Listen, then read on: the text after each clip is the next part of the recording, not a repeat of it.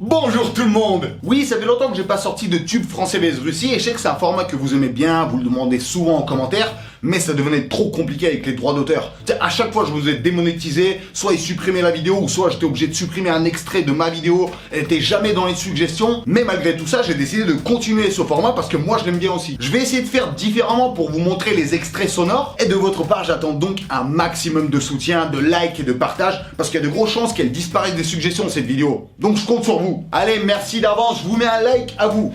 Et dites-moi, est-ce que vous êtes prêts à comparer les tubes français et russes? Alors, c'est parti.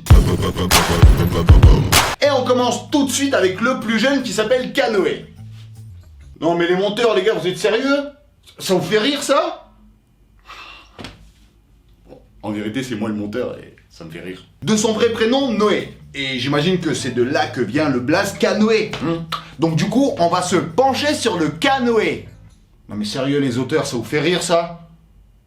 C'est un Belge qui est né en 2004 et qui vit actuellement dans le 20e arrondissement à Paris. Il commence à écouter du rap à l'âge de 6 ans et il se bute à la section d'assaut tout le temps. Le gars il se dit plus tard je vais rapper mieux que ces gars-là. Et lui du coup, à la différence de moi, il s'est entraîné. Et pour ses 13 ans, il y a une première vidéo freestyle de lui qui fait un buzz. Alors d'une part parce que le mec il kick quand même bien, et d'autre part parce que le gars il a 13 ans, et il a une clope à la bouche, et il a des propos misogynes et illicites. Je suis sûr que t'as dû la voir passer cette vidéo, même moi je me rappelle, je l'ai vue.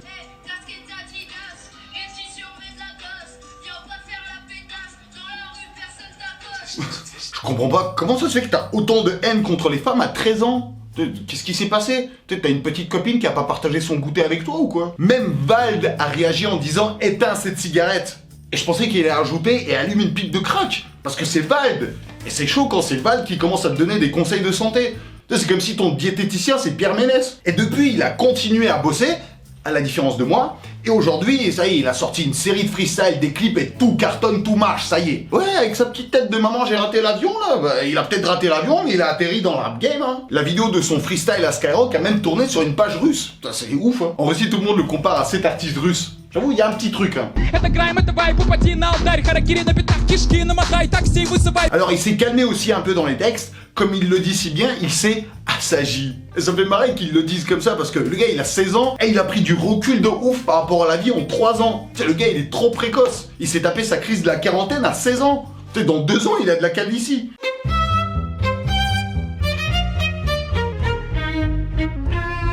Donc là, il vient de sortir son premier EP qui s'appelle Savy. Et en fait, ça fait référence à la rue Savy et aussi à l'ancien nom du quartier de Belleville. Le 20e représente 3 x 7-1, mon pote. Bah ouais, parce que moi, j'ai vécu dans ce quartier-là, en plus pas loin de la rue Savy. Et le problème, c'est que moi, j'ai toujours cru que ça se prononce rue Saviès. Et ça me perturbait tellement que j'étais obligé de vérifier. Mairie du 20e, Delphine, bonjour. Oui, bonjour, je vous appelle car je dois faire un exposé sur le 20e arrondissement et j'avais une question pour la prononciation d'une rue. C'est la rue de Saviès ou de Savy? Je peux vous répondre, je ne connais pas du tout cette rue. Ah mince, et il y a personne dans le service ou je sais pas qui dans la mairie qui pourrait me renseigner? Je suis descendu au bureau d'accueil, quittez pas. Donc c'est quoi la rue? En fait, ça s'écrit Saviès. Je sais pas si ça se prononce Savy ou Saviès parce que je crois que ça vient du latin et donc normalement le E doit se prononcer. Je sais pas, je vais demander. Merci. Ça va, santé, alors c'est Savy. Savy. Ok, d'accord, très bien. Bon bah, je pensais que c'était autre. Bah, merci beaucoup. Puis, au revoir. Au revoir. C'est Savy. J'étais sûr que c'était Saviès. Bon bah... Ok, t'avais raison, monsieur, pardon. Bah, en attendant, t'as toujours une clope à la bouche sur ta pochette, hein. Alors, Savy, quelqu'un a pu lui expliquer que ça meurt aussi? Les jeunes, aujourd'hui, ils percent de plus en plus vite. Bientôt, ils vont rapper directement sur l'échographie.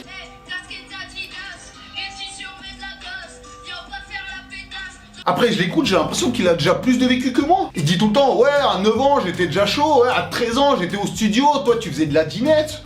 Bah ouais, à 13 ans, je faisais de la dinette. Ce qui est normal pour un enfant de 13 ans.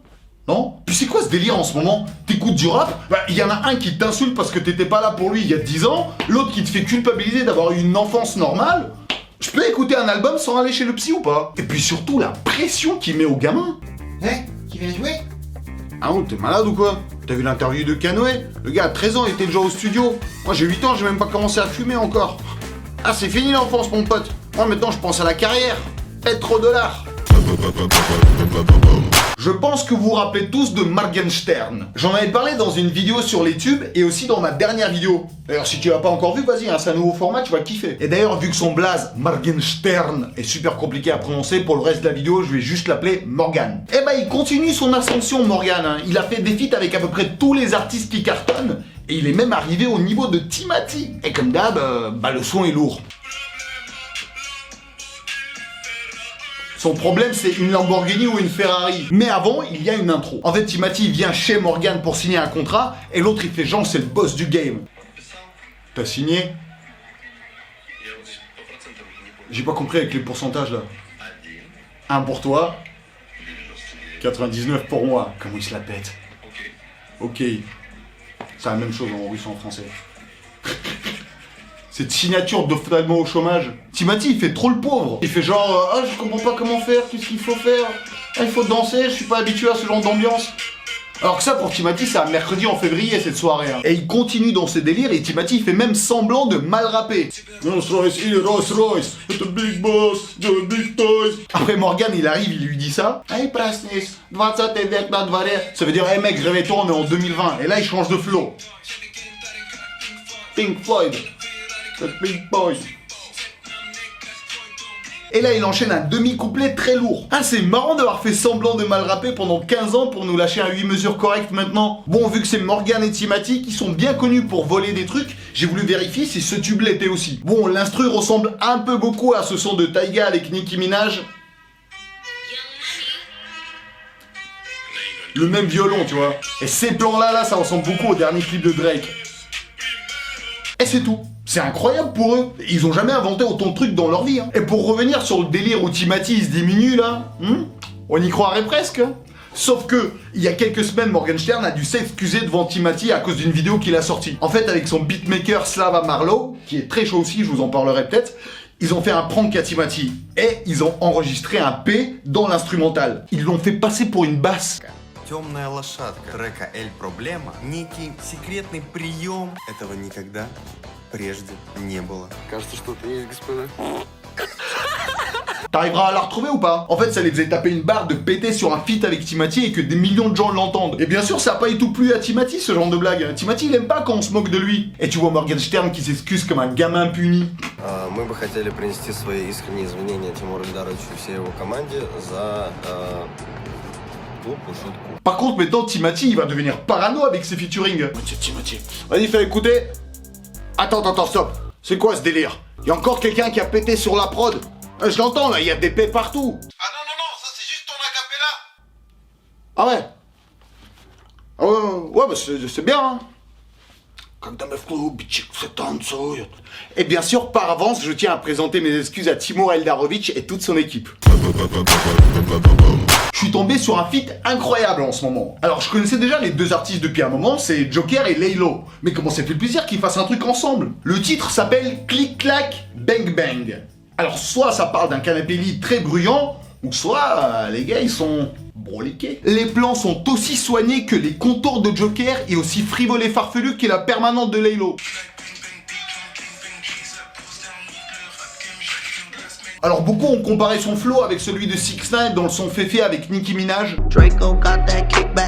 Oui, c'est vrai que ça se ressemble. Après, c'est pas 6ix9ine non plus qui a inventé ce flow, hein, la preuve. Et puis Joker, il s'est toujours inspiré des Quinry, mais de la bonne façon. Par contre, je crois qu'ils ont dépensé tout le budget dans les premières minutes du clip. Sinon, je comprends pas comment tu peux passer d'une Maybach à une Twingo sur le périph'. Laylo, il va arriver en trottinette ou quoi? Après, au final, ça doit valoir le même prix à peu près, hein. Une Maybach et une Twingo avec 100 000 € dans le coffre. En plus, il fait tomber de l'oseille quand il est en Twingo. La tête qu'il fait à ce moment-là. Tu vois la tête qu'il a. Et moi, je me dis, le périph', c'est jamais vide. J'imagine le mec qui roulait derrière. Ah, c'est qui encore la petite vieille dans la Twingo, là? Allez, bouge-toi. Oh non! Il y a des plans qui sont incroyables, comme le petit, là. Il fume des joints, il a quel âge? C'est le prochain Canoë ou quoi? Ce qui est sûr en tout cas, c'est qu'il te donne pas du tout les meilleurs conseils. Hein. Weed, cocaine, champagne. Mais ça va pas ou quoi? Jamais dans cet ordre. Alors il y a un camoulox de guest dans le clip parce qu'il y a Sosomanes, Lino et Calbo d'Arsenic et Taro Oji et Misa, des anciens rappeurs de Greeny. Alors ça tue de mettre des têtes dans les clips, ça montre qu'ils soutiennent et tout, Mais moi, perso, ça me perturbe, ça me fait sortir du morceau. Je suis obligé de mettre pause, chercher c'est qui ce gars qui me dit quelque chose pendant 1 heure, et après t'as même plus envie d'écouter le morceau. Et moi, j'écoutais le morceau, tranquille, tu vois, et d'un coup, il y a un extraterrestre qui a débarqué, j'ai rien compris. Je comprends rien. L'OVNI là, il s'appelle Laylo. Et il est dans ce rap jeu depuis tellement longtemps. Moi j'ai découvert sur un vieux feat avec Mr. V. C'est qu'ils ont supprimé depuis même. Mais c'était bien loin d'être véridique. Elle a mis à part du dentifrice. Capillairement, c'est le gars qui s'est le plus cherché. Alors d'après eux, ils sont dans le rétrofuturisme. Alors j'ai essayé de comprendre, je me dis ok, donc c'est un mélange de rétro, c'est le passé, le futuriste, c'est le futur. Donc ouais, ils sont dans le présent quoi. Mais les gens dans les commentaires, ils se disent tous waouh, c'est le turfu. Ah, ils sont dans le futur. Non, les Simpsons, ils sont dans le futur. Le petit qui fume des joints, il est dans le futur. Eux, ils font juste du bon son en creusant des univers différents. Ou alors je me trompe et Laylo, il est comme ça. Dis-moi la boule, c'est quoi le flow de 3021 ? Pas mal. Alors voici 2 Kazakhs dont je voulais vous parler depuis longtemps. En fait, depuis mon voyage au Kazakhstan, je surveille la scène kazakh aussi. Et il y a des trucs exceptionnels. J'ai découvert Bana et Kislaslatki il y a 1 an. Alors je les connais pas personnellement, on a juste des amis en commun. Et écoutez ce qu'ils font, c'est juste ouf. Donc on part sur une esthétique Need for Speed avec le sample. Flow désinvolte et attitude psychotrope. Tu sais, c'est de la drogue auditive ce truc. Moi je vais faire des terreurs nocturnes. Tu commences à bouger la tête, tu sais même pas pourquoi, parce que tu sais même pas ce qu'ils disent. Sauf que moi je sais ce qu'ils disent et je vais vous l'expliquer. Déjà ce qui me fait marrer, c'est qu'au milieu de son couplet, il y a un gars, il dit « Transfère-moi de l'argent sur ma carte, merci. » Spasiba. Et il donne des coordonnées bancaires, genre des vraies coordonnées bancaires. C'est comme si moi, à la fin de chaque vidéo, je mettais un RIB. Et j'ai vu dans les commentaires, il y a vraiment des gars qui leur ont envoyé de l'argent. Attention les gars, je vous aime bien, mais si vous continuez comme ça, vous allez vous retrouver sur OnlyFans.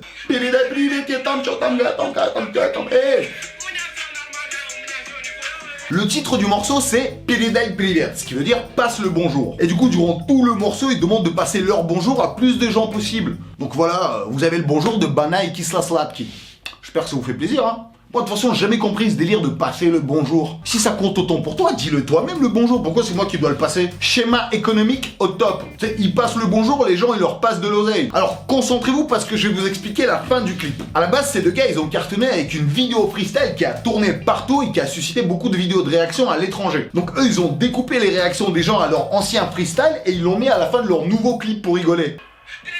En plus, j'ai été dans ce studio, j'ai fait un podcast dans ce studio-là.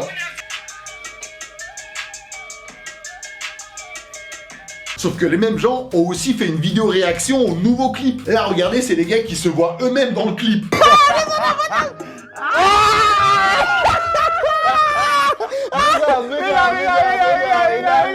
Maintenant, en fait, faudrait qu'ils fassent une réaction à ma vidéo qui parle de leur réaction à une réaction qu'ils ont fait pour un ancien clip dans le nouveau clip. Si j'ai bien compris, hein. Un artiste qui m'interpelle depuis un moment, c'est Vladimir Cauchemar. Et d'ailleurs, il va bientôt faire un feat avec Laylo, sans doute grâce à ma vidéo.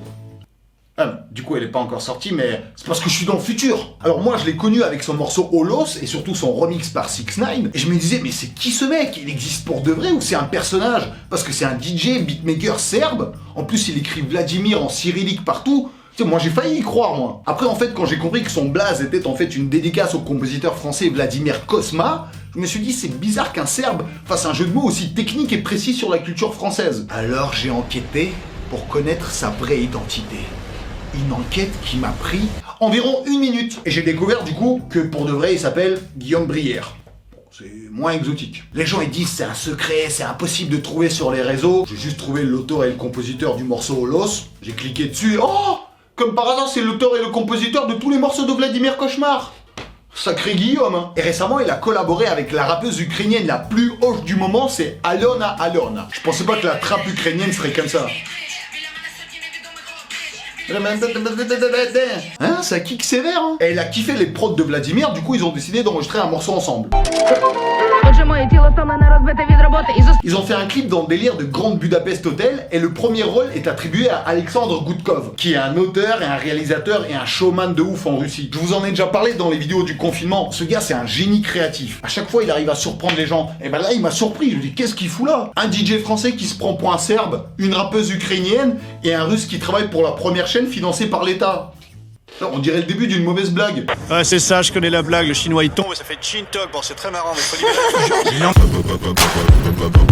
Et on termine avec le tatar le plus ouf de la Russie. Il représente les tatars, t'as vu? Skvozbab. En russe, ça s'écrit Skvozbab.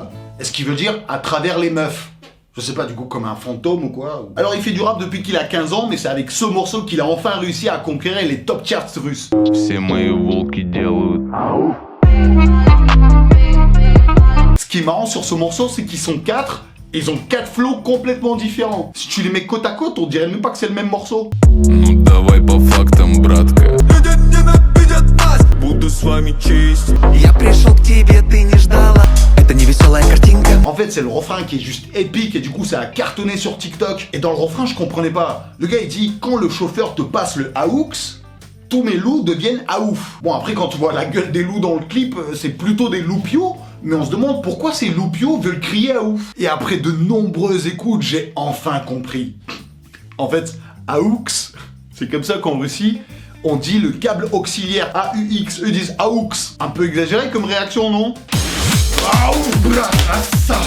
Pourquoi pas USB ou Bluetooth? Donc le morceau met en avant ce moment important quand on te passe le câble auxiliaire et c'est à toi de mettre du son. Et il faut être solide, hein. Moi, c'est un moment qui me fait tout le temps stresser.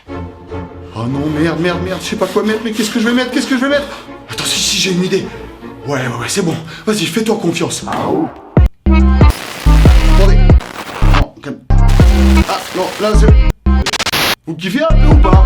Un petit peu, hein. Alors j'ai un jeu pour toi parce que vous avez l'air de bien kiffer ça. Tu vois, le dernier morceau que t'as écouté, t'es obligé de le faire écouter à tes grands-parents au repas de Noël, d'accord? Alors dis-moi c'est quoi dans les commentaires et moi je suis là pendant 1 heure pour vous dire si c'est une bonne idée ou pas. On va essayer d'éviter les crises cardiaques. Bien sûr, likez et partagez à fond si vous voulez plus de vidéos tubes français vs russe. Передаю привет à tous, sauf un. Allez, on se voit lundi prochain. Ah, on commence à s'habituer, hein, pour une nouvelle vidéo qui va arriver, mais très bientôt.